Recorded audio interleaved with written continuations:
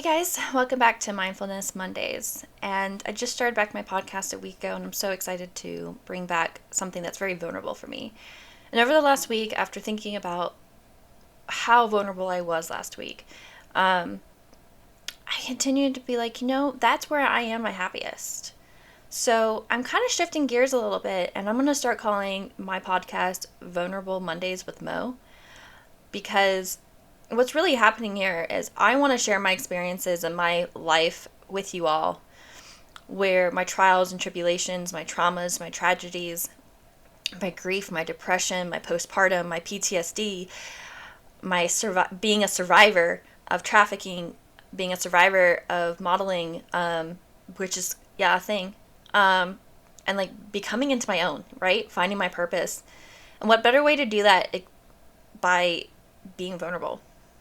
What makes me happy, what makes me feel myself, and that's where I am right now. Silly enough, it took me years to get to a place where I wear minimal makeup. Being in the modeling industry, you're always on the go, and you're constantly being looked at and watched. So wearing the makeup, contouring your face, wearing the dresses, wearing the heels daily, looking sexy, looking presentable is a day-to-day. There is no real lounging downtime in the industry. Unless you are some major celebrity, A-lister, where you can go out looking loungy and in hoodies and baggy pants and still look like the paparazzi's looking at you. There's totally a difference. There's a complete divide between the A-lister celebrities in the industry and those who freelance full-time in the industry, who live on paycheck to paycheck. There's a complete difference. When we have to live paycheck to paycheck and we live in a different era of the entertainment industry, that's what pulls us into, we have to be on all the time. We have to look presentable. We have to be up front about who we are in our character all the time.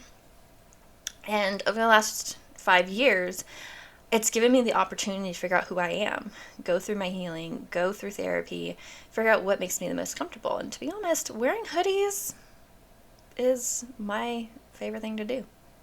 So as I bring in Vulnerable Mondays with me, Mo, and we represent and rebrand this podcast together, I'm going to change a lot about what was expected of me at the beginning of my brand, at the beginning of my company, and what is expected of myself now.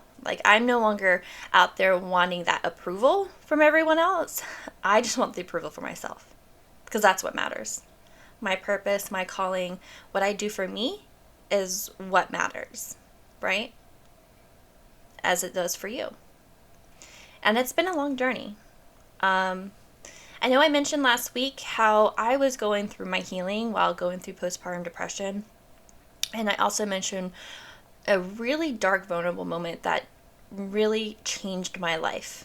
And that was the time that I found a text message from my husband's phone, of which stated, "I wish you never married her." And it broke me. Because at that time, I thought I was doing everything I possibly could. I was trying to find my identity again. My body changed during pregnancy. I no longer had that size 0 body anymore. I was a new mom. I was struggling with postpartum depression and struggling with PTSD and trying to balance it all. And I see this text message that threw me off completely threw me off. You could have been, it could have been a metaphor, just literally jumping off a cliff. I really felt like I was in full loss of myself. 100%. And when I was vulnerable about this story last week, I did mention how I found my husband's gun. He had one in the side drawer of our nightstand, because he is military. And I put it to my head. And I sat there contemplating what to do next. And I stated last week that my saving grace was my daughter crying. And that was truth. My daughter crying and recognizing she needs me. I put it down. And within that week, I went ahead and scheduled my first therapy appointment.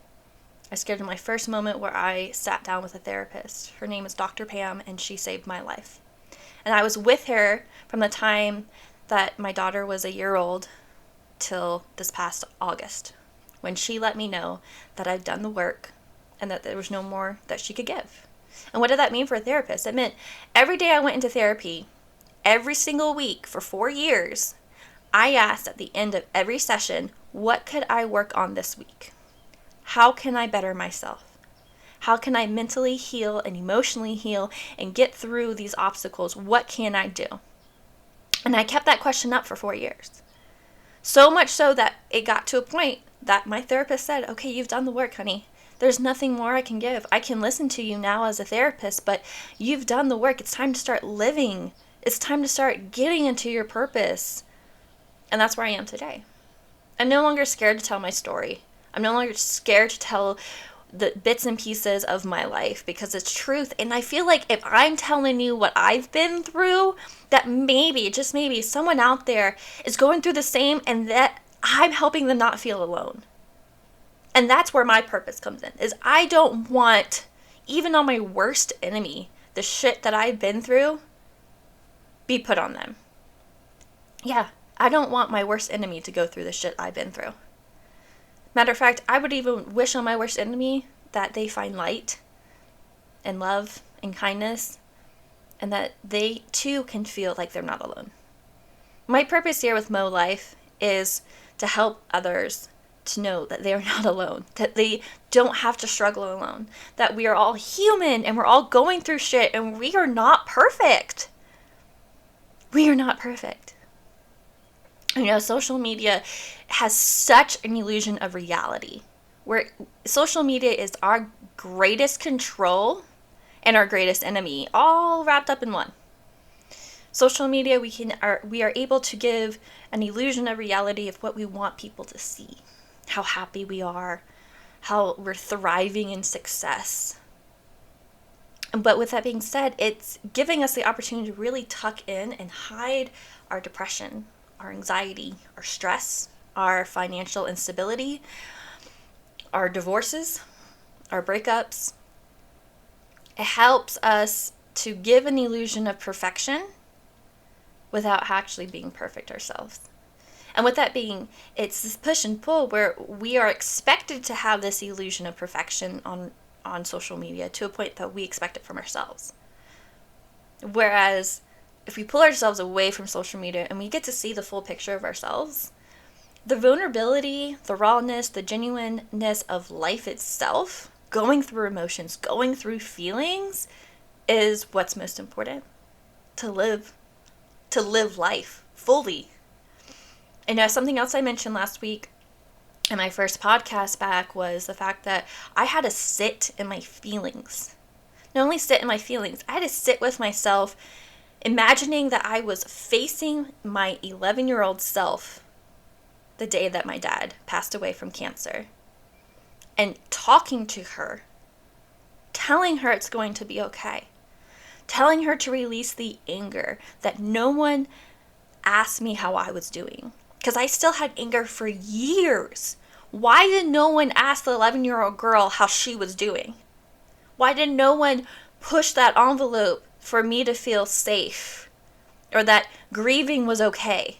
Because that wasn't on the table at all. I was looked at as the young little girl who lost her daddy, and everyone was trying to balance the transitions of what happened after my dad passed.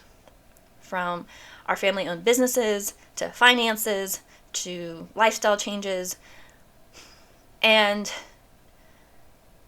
it seemed everyone was so busy everywhere else. No one asked the little girl who thought of her dad as the world, as her best friend, if she was doing okay. And I was so angry about that for so many years. And that anger led into so many of my other decisions, especially in my teenage years. I had a lot of boyfriends. Had a lot of boyfriends in my 20s. I had a lot of relationships. But on top of that, I also was dealing with anger that I fell into after my dad passed. 3 years in middle school, I was heavily bullied. I got to a point where I was crying to my mother in the morning, begging her to not let me go, to allow me to stay home. I didn't want to go to school. I was so tired. I was fighting this grief of losing my dad. I was fighting this anger and this bullying that was happening to me all the time. That led into many years. The bullies of my middle school years led into night terrors for years to come. These night terrors would include this fear of isolation, this fear of not being accepted, and that bled into everything else that would go into my life. We forget that our kids are impressionable, and that though they keep telling us, oh, they're sponges when they're younger and then they grow into themselves, they're still sponges growing into themselves throughout many years to come. And I just felt very lost, and I felt like no one was looking at me as a young kid going through all this. I didn't. My mom had a lot on her plate, and the family had a lot on their plate, and I had to continue to go through this lost identity for years, for almost 2 decades. Almost 2 decades I had lost my identity. Yeah, because I felt like I had an identity with my dad. My identity was I was daddy's little girl. My identity was that one day I would take over the family business. My identity was that I was going to help continue building the legacy of my family when I got older. I felt that purpose. I felt that calling. But when he passed, all that went out the window, and I didn't know what to do. I had no idea. And then you have the bullying and the feeling like I didn't belong, and I was still very much into this loss of identity into high school, which I just want to be popular and illegally drink and party and just be one of everyone.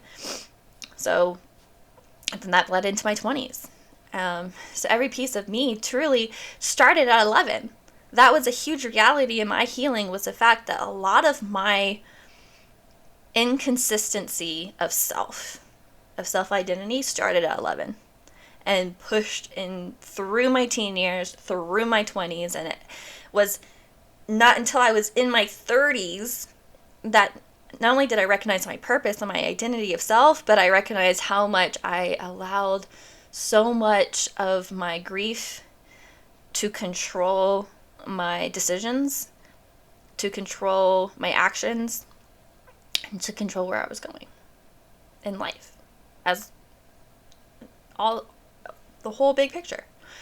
And a huge part of my own personal miracle was having my daughter, becoming a mom, becoming a single mom, recognizing this girl is going to be looking at me for the rest of her life as a role model, as a friend, as a mother, and I needed to do what was best for me now than wait till she got older. And that was challenging.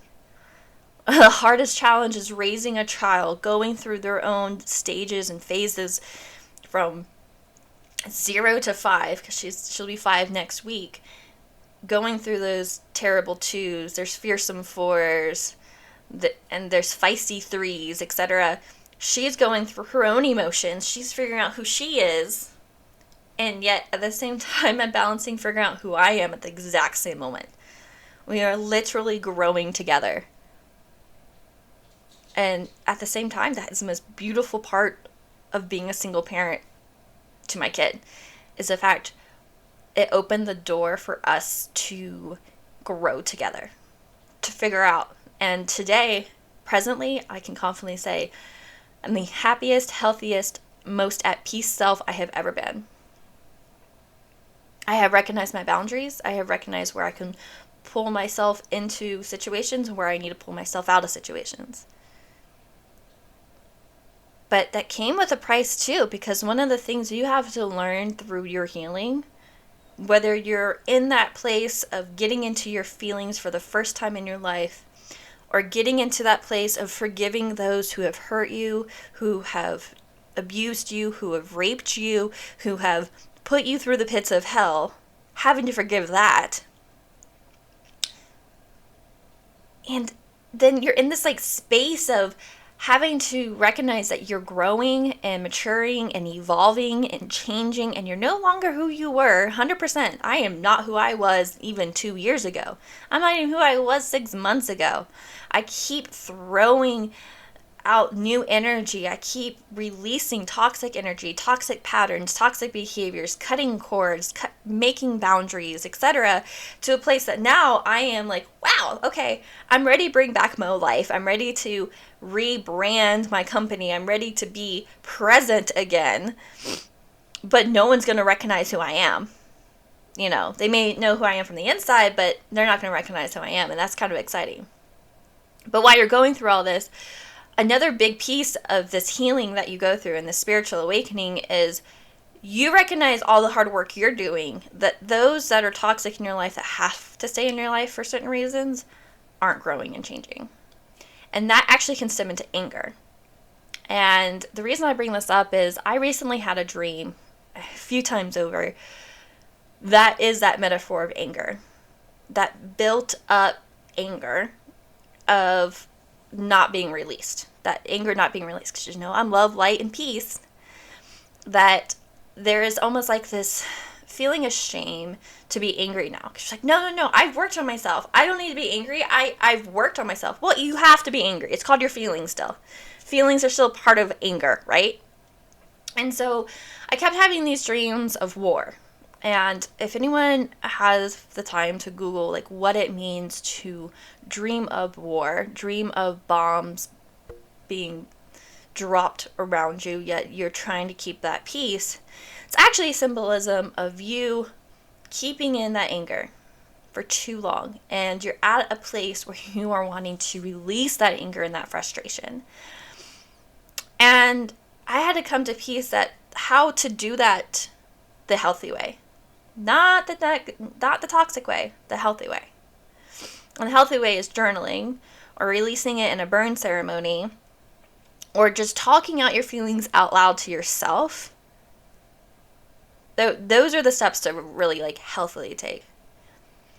But sometimes it's hard. You know, when you see others around you who aren't wanting to put in the effort or stuck, and they have to be in your life and you can still see them stuck, kind of sometimes can push that anger. Like, and you kind of like get to a place sometimes if you see them regularly where you kind of want to shake them. You kind of want to like, you know, like, wake up. It's time to wake up. It's time to be here with me. Like, come on. But they, you know, you can't do that. You can't control that outcome. They have to make that decision on their own.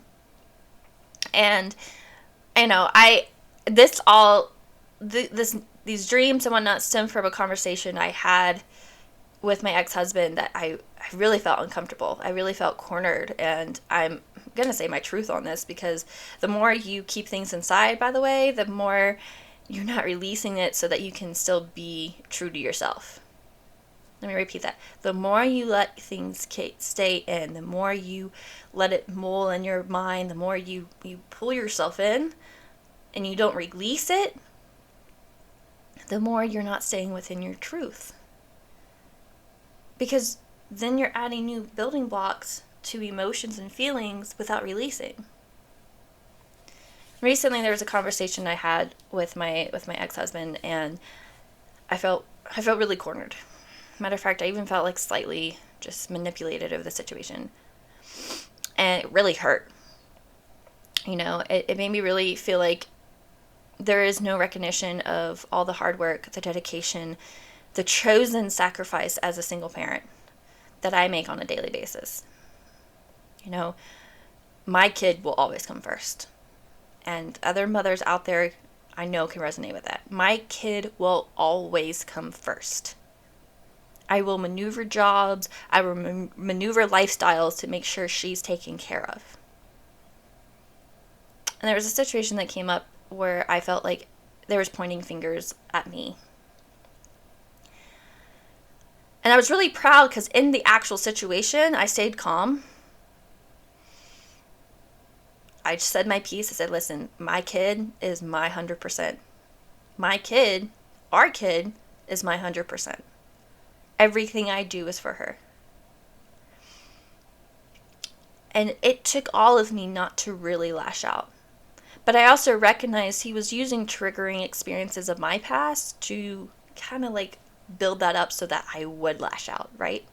That I would get to a place that he wanted me, get to that place where he wanted me to lash out. Because if I lashed out and really showed anger, that means he won. That means he knew how to trigger me still. But he no longer knows that. I keep my peace and my boundaries, and I work hard every day. I journal. I do burn ceremonies. I'm talking to you today. I build a community of survivors. I'm here as a vulnerable me, working on me every day in my purpose, while also keeping my walls up to protect my peace. And so in the certain situation that I was in with him, I was really proud of how I handled it. And I waited a day, and I texted him, and I texted him a letter saying, listen, I'm a great mom. I am the best mom out there. She comes first. Everything I do is for her. Everything. You don't see me drinking myself to sleep at night. You don't see me do harsh drugs. You don't see me put negative lifestyle into our daughter. Not once. What you see of me is my family, my mom and dad and myself, put everything into this kid. Whether it's the fact she wants to do dance classes and we pay for that, or she needed glasses. We put a lot into her. And I wish you would see that. But if you can't see it, and for you, you're only going to see your side of the story, and then for you, you're only going to see your version of reality, that's fine. But may I ask for us to be at peace, and that we can build some kind of trust. Because if anything, we've learned in 10, almost 15 years on and off together, the one thing we've learned is we are extremely toxic for one another. 100%. Man, are we toxic for one another. So we've gotten that taken care of. But if we can build on trust and we can build a healthy relationship for the little one, let's do so. Because I am tired of fighting. I am tired of pointing fingers. I am tired of the crap. Just be there for the kid, our kid. That's it. Simple as that. But it's always a lot of times it's not that simple. And I know other single moms out there can relate to that. Like, we can preach, we can be like, hey, we can do this together, we can make it work, we can build healthy boundaries, we can build this healthy relationship, co-parenting.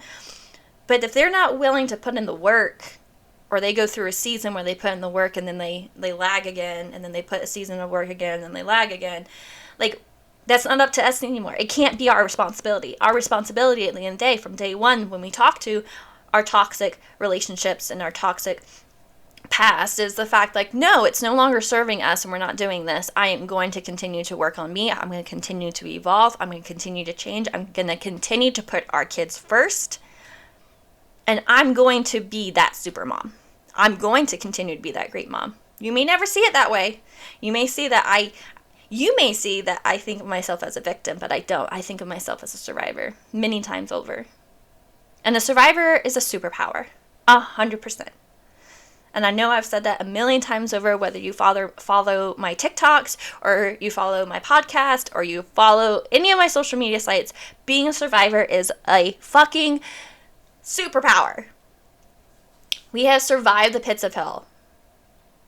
Whether it's domestic abuse, mental abuse, sex abuse, we have survived.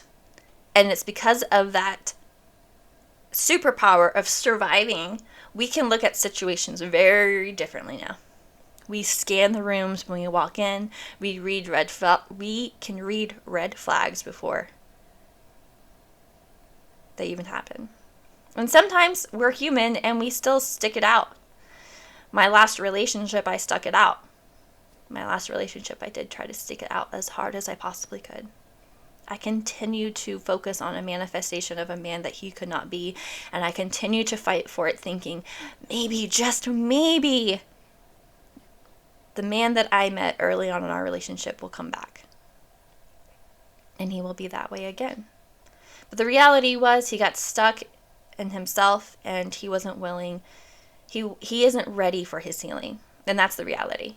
He's a good person, but our relationship couldn't thrive or survive because he wasn't ready to do his part on his healing so that it could move us forward in a healthy way in our relationship. But like any human, we do try. We try to hold on because we're hopeless romantics. We want love and we want to be loved and we want to receive love.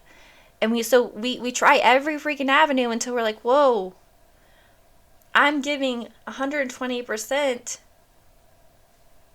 and now my cup is empty. Where are you? And sometimes when we get to that place where our cup is empty, that place where we've had to come to terms with reality, that's the hardest decision we've ever had to make. Letting go, breaking up, releasing, moving communities, moving towns, moving states. We all, as humans, get to those places where we have to make those hard decisions. And I did mine 2 years ago, and I did mine again a month ago. It was difficult. You think I didn't want to have that marriage work? Of course I did. For our daughter, of course I did. You don't think that I tried every avenue before I decided to move across country? Of course I did. You don't think I've tried every conversation of how certain actions really was hurting me? And I don't mean physical actions. I mean just actions of conversations I would find or being on the cell phone or this constant need for attention from others and not feeling like my attention towards you was enough. Because it was never enough. It was never enough. It was never enough for my attention to be on you. Or the fact that because my attention had to be on a newborn baby, you had to go find attention somewhere else. And I still stuck it out. I stuck it out, man. We went through so many cycles of me sitting down and discussing how this was hurting me. How knowing there was other females was hurting me. How knowing I wasn't enough was hurting me. Because I knew I was enough. And I knew that was more than enough.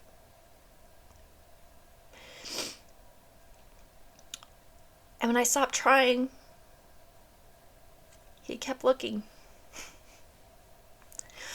And when he kept looking and I no longer was even in the picture, I knew it was time to make that hard decision. To make the hard decision to leave everything that was part of my life and take that leap of faith and move.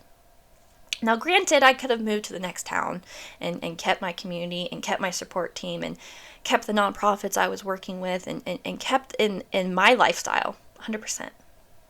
But I didn't feel that push to stay close. I felt this push to move to Western North Carolina. Not just because my parents are here, but because I genuinely felt like this is where my healing was supposed to be. 100%. I felt being here in Western North Carolina is where my healing needed to begin and end and bring in a new beginning of life for me. And I can tell you right now, presently, I have completely closed the book of my past. Completely. And I am in my new chapters. I may even be in my prologue right now. And I had to learn. And that I had to learn of myself again. And that was huge for me. I recognized in myself that it wasn't about thriving in big cities like I thought I needed to. Because as some of you may know, I've lived in DC. I've lived shortly in New York City. I've lived in Frankfurt, Germany. I've lived in Tampa. I've lived in Southern California. I've lived in these hustle and bustle lifestyles of huge cities for years. But something about this small town here, I just felt like this is where I'm supposed to be. I'm supposed to be a small town girl with a big mind. I've had to recognize that my company and my brand, Mo Life, this is its base, but it's not where I gather my clients. It's not where I get my, it's not where I would have my public speaking events. Because my small town is my oasis. It's my family. It's where I thrive to have a lifestyle of family and friends and community. It's not where I need to actually have my thrive for my business and my success. Because Mo Life is going to continuously move forward nationally and one day internationally. And next year, my book is coming out. There's big dreams.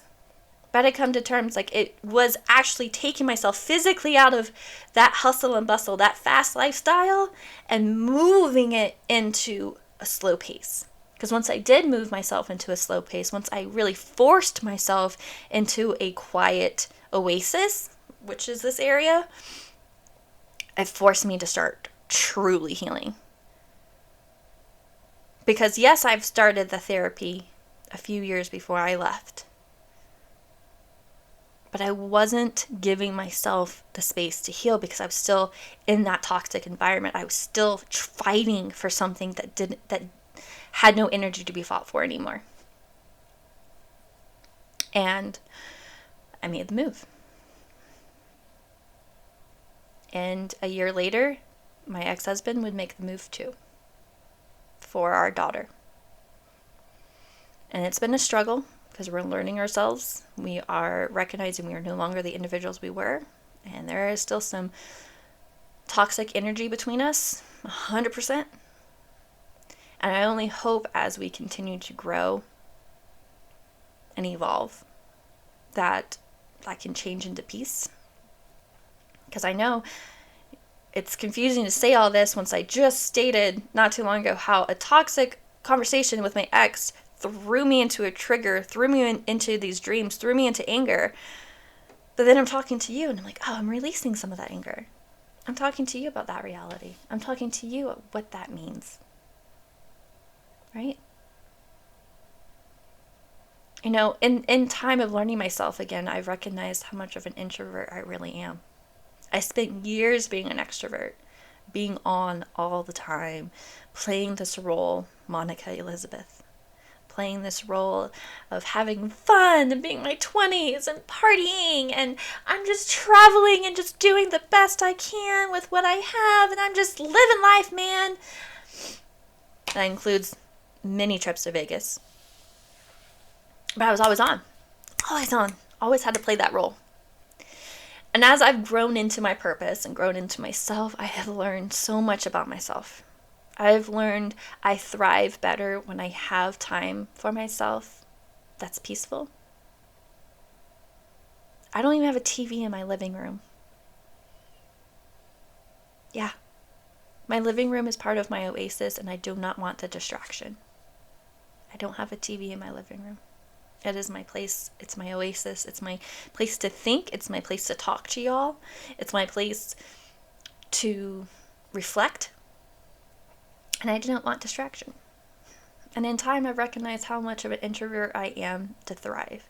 How much I appreciate the hermit that I am.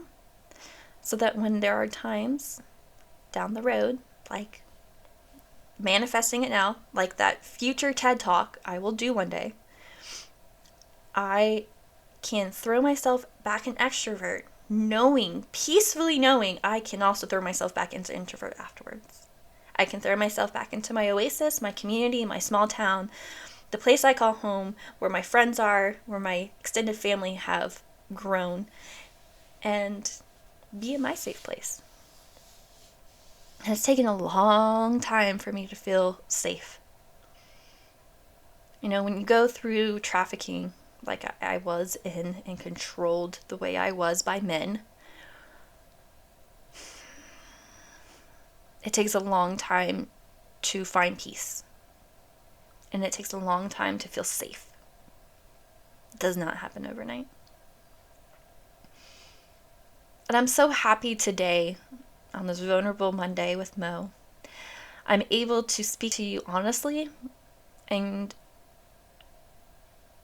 ideally, I just hope someone's out there listening that can feel safe knowing that there's someone out there who knows exactly what they're going through. You know, recovery doesn't happen overnight. If you have friends in AA, they'll be the first to tell you recovery is a long haul. It's a full-time job, 7 days a week. And recovery doesn't necessarily have to be you're recovering from drugs or alcohol. You could be recovering from trauma. You could be recovering from childhood trauma. You could be recovering from a nasty divorce. You could be recovering from a horrible death. And all that takes time. Recovery and healing go hand in hand. And sometimes we get the bonus of a spiritual awakening in there, and it's just like, whoa. Oh, wow. Look at me now. Look at us now. So I encourage you, as you continue forward in your healing, in your spiritual awakening, in your recovery, that some days are great and some days are hard, but the more you put forward those 7 days a week, that full-time job of self, the more you're going to find your peace. The more you're going to be happy with yourself. The more you are going to respect your boundaries. The more you are going to be you. Isn't that exciting? I'm excited for you. Like, I'm so excited for you. The more you're going to be yourself. I'm so excited for you. And if you guys ever need anything, I'm only an email away. And I'm happy to talk at any time. And we will go through this journey together. And I will see you next Monday for another Vulnerable Monday with Mo. Have a beautiful week. And it is Thanksgiving week, so have a happy Thanksgiving, however you may celebrate Thanksgiving. This year, I'm celebrating Thanksgiving in a very minimal way because I work every day except Thanksgiving this week. So I am personally roasting a chicken in a crock pot, making 2 casseroles, and having pumpkin pie, and only serving my little family, instead of doing some big shindig this year. And for those who are doing a big shindig this year, I applaud you. I celebrate you. And for those who don't really feel the need to celebrate at all, or make any type of meal, who prefer to take the day to go to the movies, or take the day to watch football, awesome. Go you. Because that's a self-care day, no matter how you celebrate it. Self-care with family, self-care of self, alone. Keep doing you. You are amazing.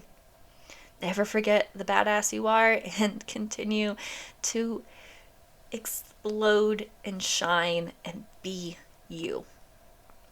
Life is too short to be nothing but yourself. All right, guys. Happy Thanksgiving, and I'll see you next week. Bye.